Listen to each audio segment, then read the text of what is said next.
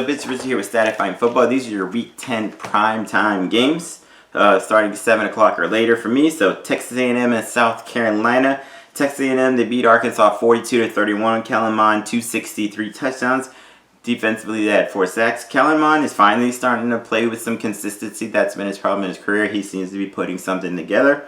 South Carolina, they lost to LSU 52-24. Colin Hill, 234 passing, a touchdown, a pick. Kevin Harris ran for 126 and 2 touchdowns. Kevion Mullins, 2 catches for 101 yards. Maybe South Carolina can keep it close for a little bit if they can get Kevin Harris going, but I'm not so sure about that. I think Texas A&M takes it. All right, Baylor, Iowa State, possible shootout. Baylor lost to TCU 33-23. Charlie Brewer, 203 passing, 2 touchdowns and a pick. Defensively had 3 sacks. Iowa State killed Kansas 52-22. Brock Purdy, 239 passing, 2 touchdowns and a pick, plus 1 rushing. Breece Hall went off for 185 rushing yards and 2 touchdowns. They put up 552, had 5 sacks defensively. I'll go with Iowa State there. I think it could be a shootout, but Baylor's been hot and cold on offense, and I'm not sure if they can keep up with Iowa State. All right, Louisiana Tech and North Texas, decent game in the CUSA. Louisiana Tech had an awesome win against UAB in double overtime. They scored with 10 seconds left to tie it, win it overtime, won 37-34. Both quarterbacks played okay. Aaron Allen came in, passed for 191, 2 touchdowns. Luke Anthony passed for 141, a touchdown, a pick. Adrian Hardy, really, really good receiver. You might see him play on Sundays. 7 catches, 101, and 2 touchdowns. Defensively, they forced 3 turnovers and had a big pick 6 in that game. North Texas hasn't played in a couple weeks. Their last game was a win against Middle Tennessee State. They won 52-35. They had 3 100-yard rushers, including their quarterback, Jason Bean. He passed for 181, 2 touchdowns, ran for 169 and 3 touchdowns. DeAndre Torrey ran for 143 and 2 touchdowns. Trey Siggers ran for 101. Jalen Darden, 10 catches, 204 yards and a touchdown, and 768 yards of offense. They did turn over 3 times. They came through that against a pretty good Louisiana Tech team. Defensively, they had 5 sacks. This really could go back and forth. North Texas can score at will on sometimes, but sometimes they kind of go flat a little. Louisiana Tech is usually consistently overall good. I'm going to go... I'll go on a ledge here. I'll get North Texas to get that win. All right, going to the Pac-12, UCLA and Colorado. UCLA is coming off a 4-8 season. They have 9 returning starters. They have Dorian Thompson-Robinson, though, who was okay as a quarterback. 2,701 passing yards, 21 touchdowns, 12 picks. They do have a running back, Britton Brown, a grad transfer from Duke, coming in, so he should be pretty good at running back. Colorado coming off a 5-7 season. They do have 13 returning starters. Running back Alex Fontenot, 874 rushing, 5 touchdowns. Middle linebacker Nate Land of 113 tackles. I'm going to go with UCLA here just because they have a better quarterback situation right off the bat than Colorado. But this could be kind of even. I'll go UCLA. All right, the big game of the day, Clemson, Notre Dame. Trevor Lawrence will not be playing in that game.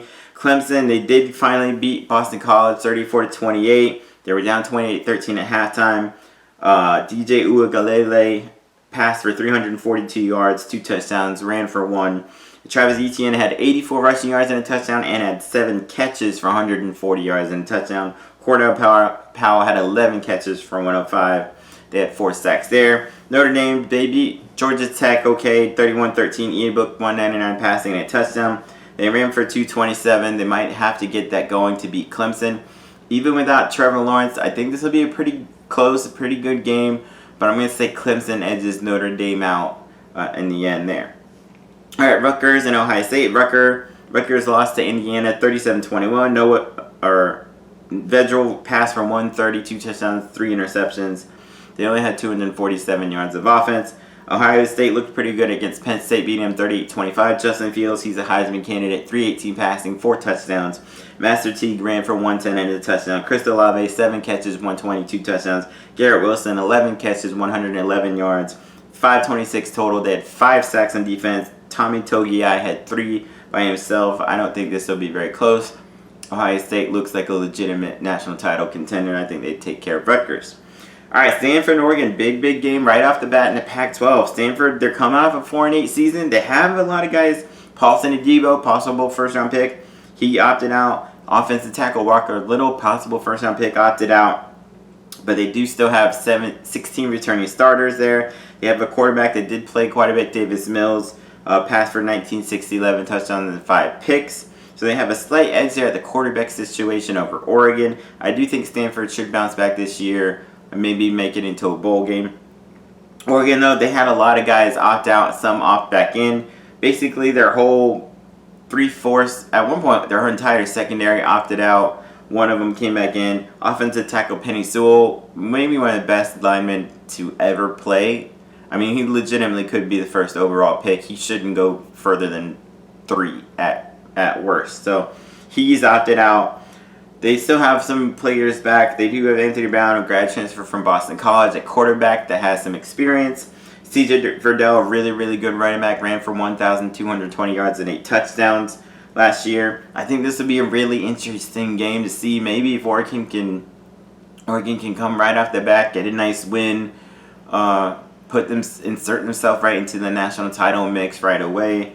I'm going to go Oregon slightly here, but this will be actually a really, really interesting game to see. All right, then you got Tennessee and Arkansas. Tennessee, they lost big to Alabama a few weeks ago, 48-17. Jarrett Garantano, 162 passing, 2 touchdowns, not very good. Arkansas, they lost to Texas A&M 42-31. Felipe Franks, not bad, 239 passing, 3 touchdowns, plus 91 rushing. Raheem Boyd, 100 rushing yards and a touchdown. Traylon Burke, 7 catches, 117 and 2 touchdowns.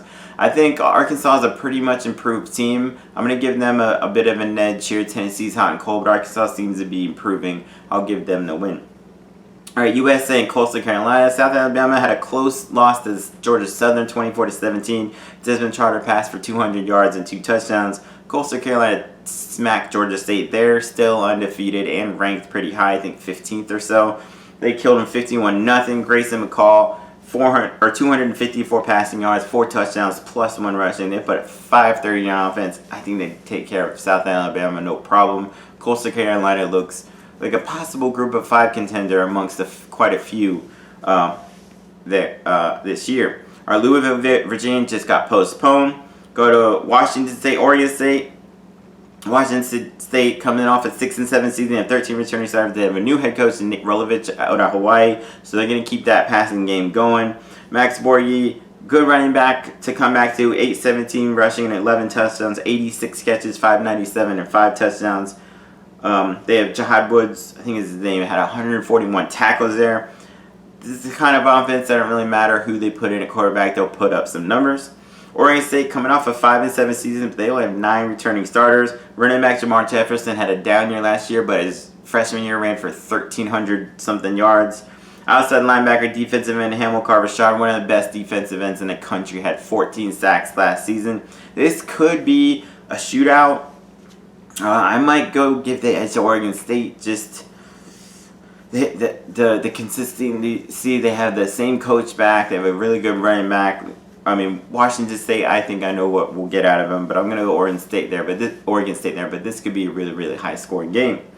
All right, and then you got Washington and Cal, both 8-5, coming off last year. Washington, their defensive tackle and linebackers both opted out. Levi Amuzurike and Joe Tryon. They were the number 15th scoring defense there. They have 7 returning starters on that defense to see if they can keep that up. Cal, 8-5, 18 returning starters, one of the tops in the nation. They're the number 33 scoring defense nationally. Chase Garber is not bad, passing 1,772 yards, 14 touchdowns, only 3 picks.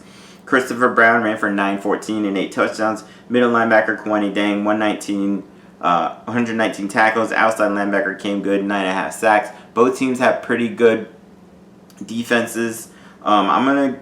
This could just come down to who's got the experience at quarterback. Cal has it right now. I'm going to give that slight edge to Cal, but this could be a slugfest. This may not be very high scoring at all. And the final game of the night, New Mexico and Hawaii. New Mexico lost to San Jose State 38-21. Tavaka Tuioti, 294 passing, 2 touchdowns and a pick, plus 69 rushing yards and a touchdown. They put up 443 yards. They gave up 579. Hawaii, they got smacked by Wyoming 31-7. Shepard Cordero, terrible game. 11-26, 110 and a pick. They only had 233 yards of offense. I think Hawaii does bounce back, gets their offense going. New Mexico seems to maybe have a decent offense there too. This could be high scoring, but I'm going to give that slight edge to Hawaii. So those are the games. Check out my other videos. Peace.